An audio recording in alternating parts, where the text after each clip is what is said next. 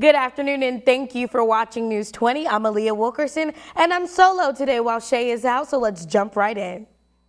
A gun control debate was held last night at Florida State's campus. Several students came out to hear both sides of the debate. Our digital journalist Corey Bostic can tell us how that turned out. Corey? That's right, Aaliyah. Students came together to make sure that their voices were heard. A few officials came out to speak about pro and anti-gun control laws. The debate started off smooth, but then got a little rocky as the debate got more serious on what would be best for those that gun control affected the most. Officials agreed that guns should be used in self-defense if needed. That's all I have for you on this story. Live in the studio, Corey Bostic. Back to you, Aaliyah. Thank you for that update, Corey. And in local news, the Leon County Health Department hosted its National Public Health Week, which is coming to an end. But today, the health department will conduct assessments in the Bond and Southside communities of Tallahassee. They will determine how to access healthy food choices that will help put a stop to health conditions like hypertension and diabetes. And as elections are slowly approaching for the fall, new faces are in the running. Our digital journalist Giselle Thomas tells us who we could expect. Giselle? Yes, Aaliyah. Lisa Brown, a Tallahassee native, has announced that she'll be running for city commission. Now she'll be running for seat 3, which is currently occupied by Nancy Miller, who will not be going up for re-election. Authorities say that after speaking with Lisa Brown, she said that she was not going to be running. But after hearing that Leon County Commissioner John Daly has decided to run for mayor, she had a change of heart. Lisa will be running for and going up against 3 candidates. Giselle Thomas, live in the Multimedia Newsroom. Back to you, Aaliyah. Thank you for that update, Giselle. The Leon County Sheriff's Office is using the technology to give folks a feeling they may never forget in order to prevent potentially deadly accidents. Digital journalist Bria Wesley shows us how these new devices are helping law officials prevent criminal acts. Leon County Sheriff's Office receiving some new toys that could possibly save a person's life. For this week's Facebook Live, breaking in these new Fatal Vision goggles. When Taylor Dowds put them on, everything became a blur. It kind of baffles me that we pull people over and they think that they're fine, and really they're worse than what I was just trying, because I really wasn't impaired. It was just goggles. Once you strap them on, they give an illusion of being impaired, some at different blood alcohol content levels. Officers and volunteers walk the walk on 2 different obstacles as if they were tested on the spot.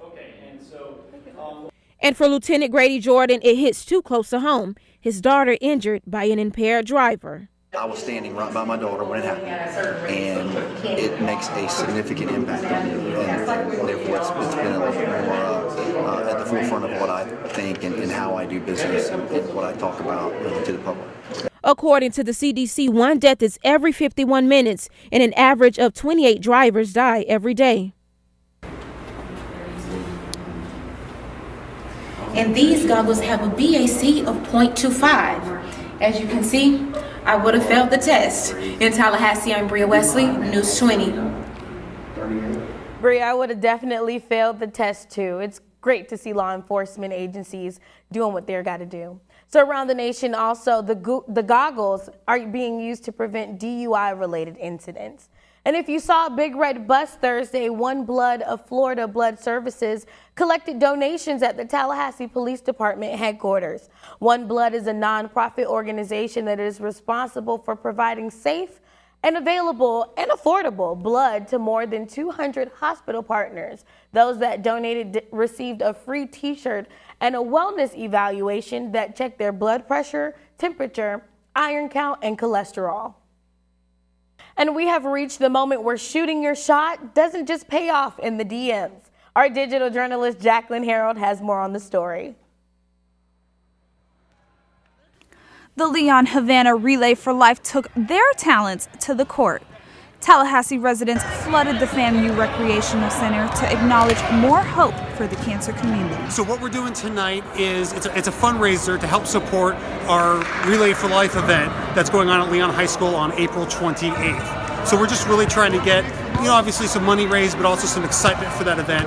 And a really cool thing this year is that the FAMU students are getting involved. We're with the Leon Havana event, and so FAMU's back. They're helping us out, and as you can see from the turnout tonight, it's getting good word on campus, so the students seem excited. Donators lined up at the goals awaiting the opportunity to shoot their shot, while former varsity basketball player Emmanuel Akimbulu, standing 6 foot 7 inches, says he likes his chances at winning. I heard about it just walking around campus. One of my classmates said, "There's the event going on, would I want to go?" And I said, "Yeah, why not? Because it's for a great cause." As the winners of the event received their prizes, Kaplan shared his final thoughts and appreciation for the turnout. As you can see, a good crowd joined the Hoops for Hope event brought to you by Relay for Life. For just $1, participants were allowed 10 tries to win their chance at a cash prize. Think you have what it takes? We'd like to see. In Tallahassee, I'm Jacqueline Harrell, News 20.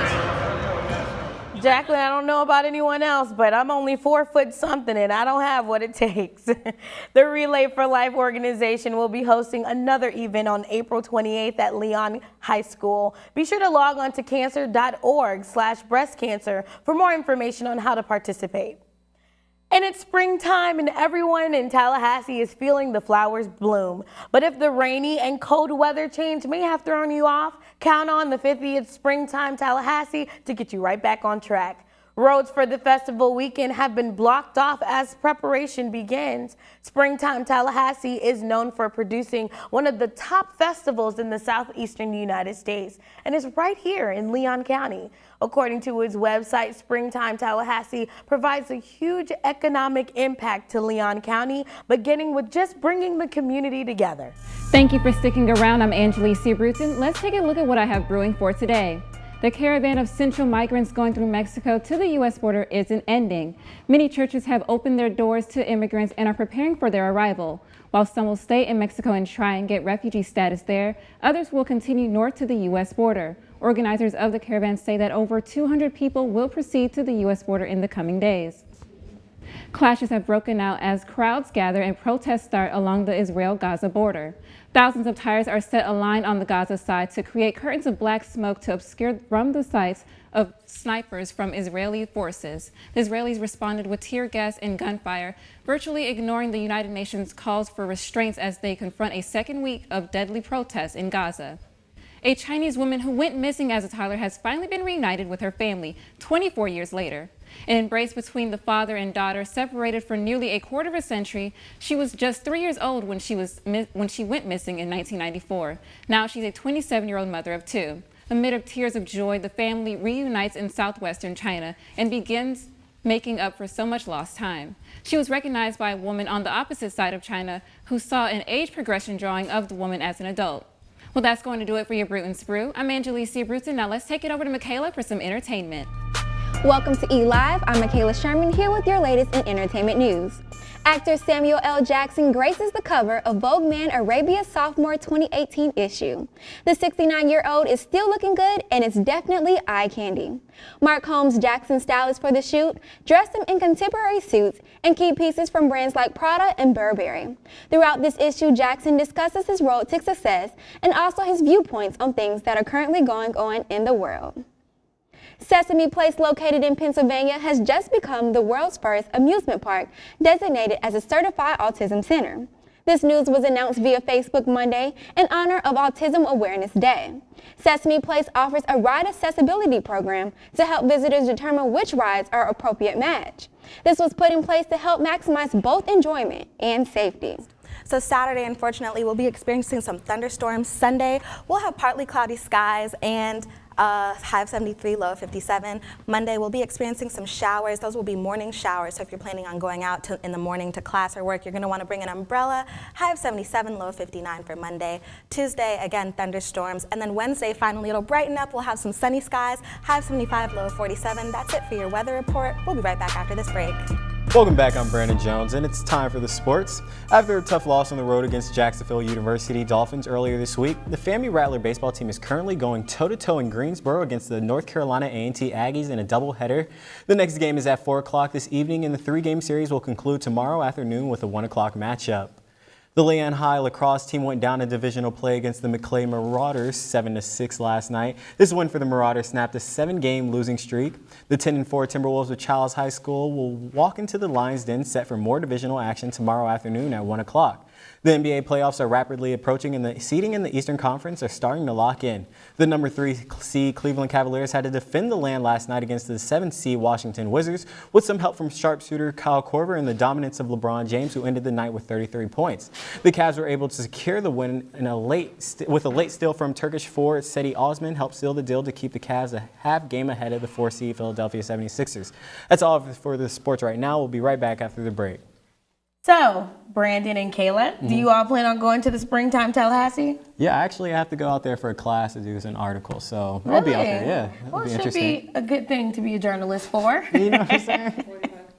Well, I'm really excited because this weekend, I think I can go to my friend's house and get in the pool. Oh yeah, for sure. It's gonna be nice. Nice and wet, swim around. It's natural and bathing suit weather. Well, that's going to do it for us today. For Kayla and Brandon, I'm Aaliyah Wilkerson. Thanks for watching. And remember to also follow us at famuandonline.com for more news updates. Have a great weekend.